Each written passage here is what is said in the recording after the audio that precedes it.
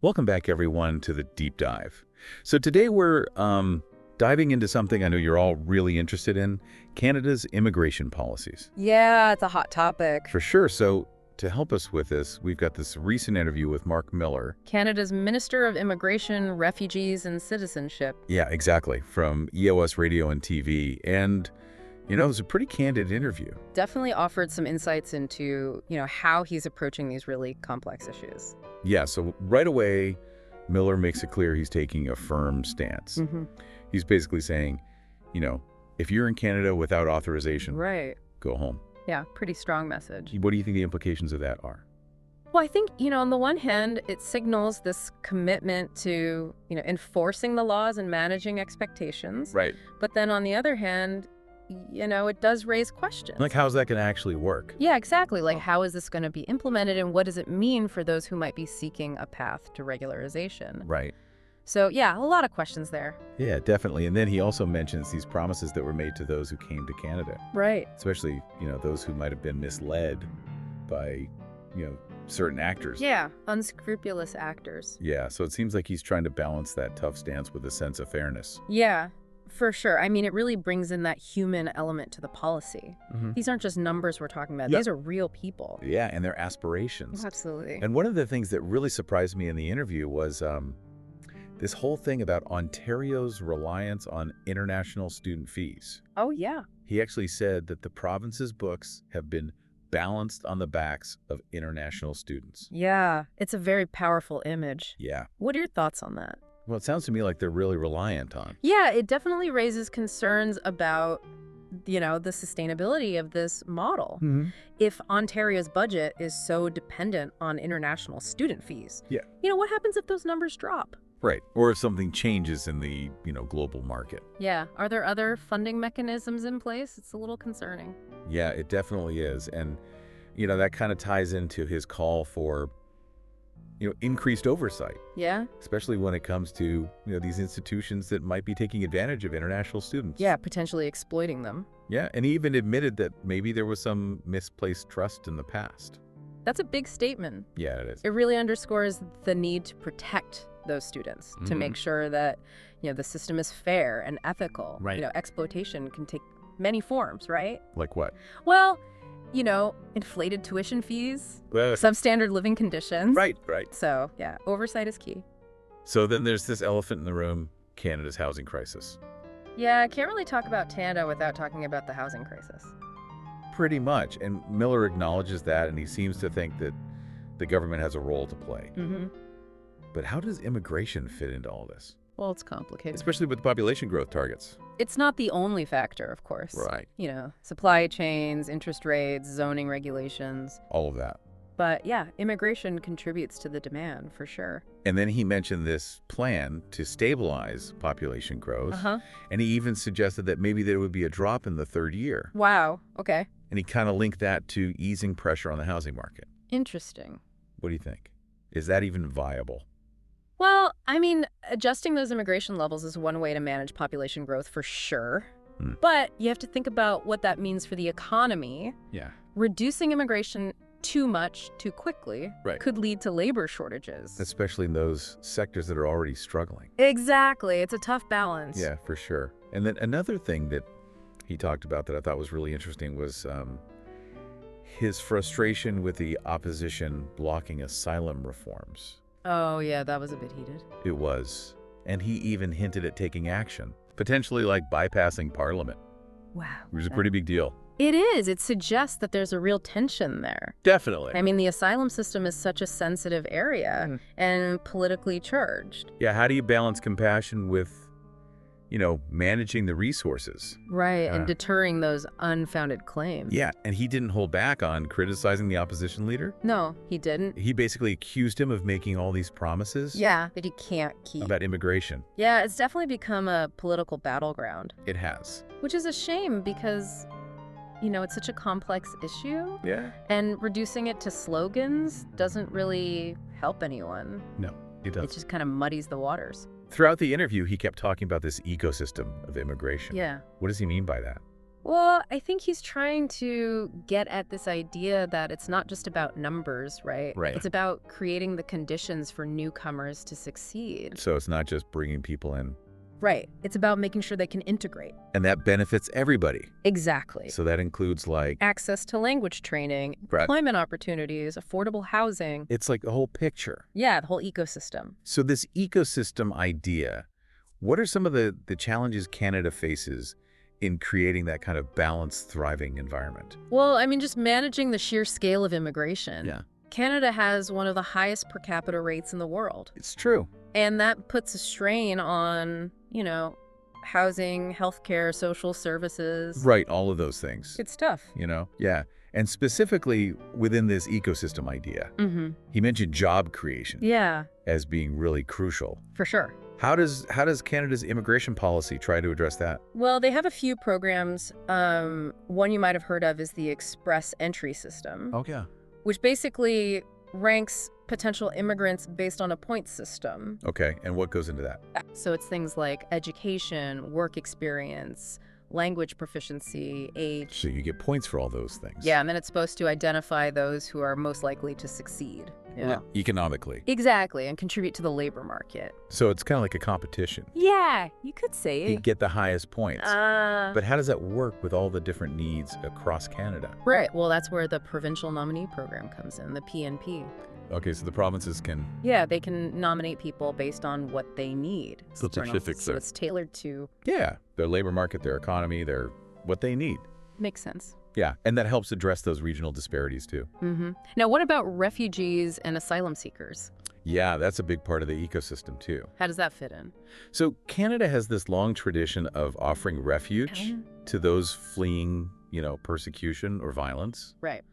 And it's a humanitarian imperative for sure. Yeah. But it also means figuring out how to integrate those people. So that's things like... Language training, housing, healthcare, jobs. Yeah, so back to Miller's point about cleaning up the mess. Mm-hmm. He seemed particularly critical of Ontario's reliance on those international student fees. Yeah, he wasn't shy about that. No, and you mentioned earlier that, this could be a problem long term. Right, there are a few things to think about. Like what? Well, if they become too reliant, On the fees? yeah, it could create a two-tiered education system How so? where international students are just seen as cash cows. Oh, rather than... Yeah, actual students, members of the community. Yeah. And then that could lead to lower quality education. For everyone. Yeah, if institutions prioritize profits over, Academics. Right. Yeah, and that definitely goes against the ecosystem idea. It does. And another thing is, what if those enrollment numbers drop? Yeah. That would really hurt. Yeah, the budgets. Yeah, it highlights the need for more diverse funding. Right. That isn't so reliant on one thing. Now, he also called for increased oversight to stop that exploitation of international students. Yeah, that was a big point. What are some things that could actually be done? Well, for one, we could strengthen those regulations around recruiting agencies. So the ones that are operating overseas? Yeah, make sure they're not, giving false information. Right, or being predatory. Exactly. And then we could also increase funding for support services. So both on and off campus. Yeah, things like mental health counseling, Right. legal aid, help with finding housing. Yeah, because that ties back into that ecosystem, right? It does. It's about making sure newcomers feel valued and respected. Mm-hmm. Not just like they're a source of income. Yeah, exactly. He also talked about streamlining that asylum process. Yeah, a lot of frustration there. Yeah, it sounded like it. How can you balance offering protection with managing the system? It's a tough one. One idea is to invest in better screening procedures. So you can catch those fraudulent claims earlier. Exactly. Maybe using, data analytics, risk assessment tools. Wouldn't that make it harder for genuine refugees, though? That's the risk, yeah. You don't want to create this impersonal bureaucratic system. That's hard to navigate. Yeah, it's about finding the right balance. Protecting the system, but also upholding those humanitarian obligations. It's a tricky one. Definitely, it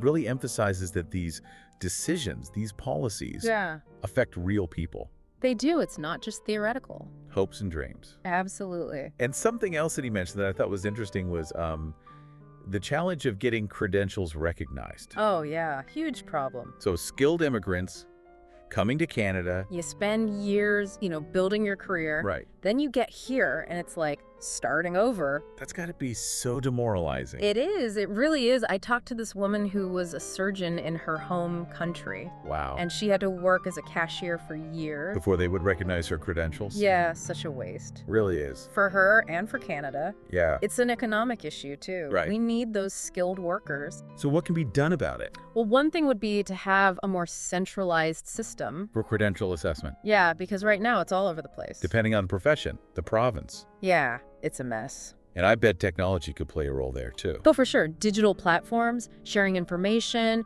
verifying credentials, Make it faster. more transparent. But it can't just be about technology, right? Right. You need people To understand. yeah, who are trained, who can make those assessments fairly. So it's Technology, expertise, and that commitment to fairness. Now, he mentioned that the opposition was pushing back on those asylum reforms. Yeah, they weren't on board. Why? What are some of the arguments against streamlining that process? Well, one concern is that genuine refugees might get rejected. Because, The process is thorough for a reason. right, to make sure it's fair. Yeah, and speeding things up might mean cutting corners. And putting people at risk. Exactly. So it's like efficiency versus... Fairness, yeah. And then is there also a concern that it would make it easier for fraudulent claims? Yeah, if you're just trying to get things done quickly. You might miss things. Exactly. So it's another one of those balancing acts. It is, but I think, there is this sense that the system isn't working. It's too slow. Yeah, too costly. People are frustrated. Yeah, so we need to find solutions. That address those issues but don't... Compromise our values. Right, and that's where the political debate comes in. For sure, we need to have those tough conversations. And find those solutions that work for everyone. Exactly. So, going back to this idea of the immigration system as an ecosystem, what are some signs that it's working and what are some signs that it's not? Okay, well, one good sign is if newcomers are integrating economically. So are they finding jobs? Yeah, jobs that use their skills. Supporting themselves? Contributing to the economy. Right. But it's not just about economics, it's Right. also about social integration. So feeling welcome. Yeah, accessing services. Healthcare. Education. Building connections. Right, that sense of belonging. Exactly. That's so important. And what are some signs that it's not working? Well, there's a big gap between how newcomers are doing and how Canadians are doing. Economically? Yeah, like if newcomers always have higher unemployment, Lower wages? it's a sign that something's not right. And that could lead to tension. It could, yeah. And another sign would be an increase in hate crimes or discrimination. Yeah, That would be a big red flag. definitely. So we need to keep an eye on all of that. We do, and be proactive. He talked about the intellectual capacity of Canada. Yeah. What do you think he meant by that? I think he's talking about our ability to attract talent. From all over the world. Yeah, those highly skilled people. And why is that important? Because those people drive innovation. Economic growth, progress. It's not just about filling gaps. Yeah. It's about bringing in new ideas. Different perspectives. That's what makes Canada vibrant. dynamic. Yeah. So how do we make sure we keep attracting those people? Well, we need to invest in our institutions. Make the immigration process easier. Yeah, more welcoming. Streamline those visas. Help with that credential recognition. Make it easier to stay. If you're contributing. Exactly. And it's also about creating that environment where people want to be Welcoming. supportive, safe. Because they have choices They do. about where they go. Yeah, we have to make Canada the best option. It goes back to that ecosystem. It does, creating that system that works. For everyone. Exactly. Now, he was pretty tough on the opposition leader. Yeah, he did not hold back. What are some of those political challenges to getting this right? Well, immigration is often used as a political tool. Yeah, it gets people riled up, It does, and politicians might exploit that. even if it's not helpful. Yeah, even if it's harmful. It makes it hard to have those nuanced conversations. It does, because it's emotional. People are scared. But we have to try Yeah. to move beyond that, to find solutions. And that takes leadership. It does. Leaders who are willing to have those tough conversations And build consensus. around a shared vision. That's grounded in reality. Yeah, not just what will get them elected. This deep dive it's been a lot It has a lot of information. about how Canada's system works. Yeah, the challenges, the opportunities. Something that affects us all It does, and it'll keep being debated. for years to come. Yeah, for sure. Yeah, it really feels like we're at this kind of turning point, you know? Hmm? We're trying to figure out how to make our immigration system work for all these new challenges. Yeah, the world is changing so fast. It really is. And going back to that ecosystem idea, it just shows how connected everything is. It's all intertwined. You can't just look at one piece. Exactly, like take credential recognition. Yeah. That has such a huge impact on how well the whole system works. Right. If people can't use their skills. It hurts everyone, the individual, the economy. And that's just one example. Yeah, you have to think about all the long-term impacts. And how everything interacts. It's complex. Definitely. And he mentioned that societal acceptance piece too. Yeah, that's huge. Especially with, all the anti-immigrant stuff happening around the world. It's scary. It really is. So how do we make Canada more welcoming? Well, it takes a lot of different things. Like what? We need to promote intercultural dialogue. Yeah. Get people talking to each other. Right, challenge those stereotypes. The misinformation. Show people how much immigrants contribute. It's about changing how people think. Not just the laws. And that takes time. It does, an effort. Everyone has to be on board. The government, communities, individuals. And education's a big part of it too, right? Absolutely. We need to be teaching kids about different cultures. Growing them. Yeah, the inclusivity is important. And we need to keep talking to adults. Yeah, giving them the facts, the real information. So they can form their own opinions. Based on, truth, not fear. It's about building those connections. Breaking down the walls. So this deep dive into Miller's interview, it's really shown us just how complicated all this is. Yeah, there are so many moving parts. No easy answers. Definitely not. But it seems like, Miller's trying to figure it out. Yeah, he's got a vision. And he's not afraid to tackle those tough questions. That's what we need. Leaders who are willing to listen. And make those tough choices. For the good of the whole country. Exactly. And I think at the end of the day, it's about making a system that's fair. Compassionate. Sustainable. That reflects our values. As Canadians. Yeah, welcoming. Inclusive. So a lot to think about, a lot to digest. It is, but these are important conversations. They are, and this interview really gave us a look behind the curtain. At how it all works, the good and the bad. And these conversations, they're going to keep going. Oh, yeah, this isn't going away. So one last question for you all to think about. Okay. What role do you think immigration should play in the future of Canada? Good question. It is, and the decisions we make now. They'll have a lasting impact. On the kind of country we become. It's in our hands. Thanks for joining us for this deep dive. Keep exploring this topic. It's always evolving, and we'll see you next time.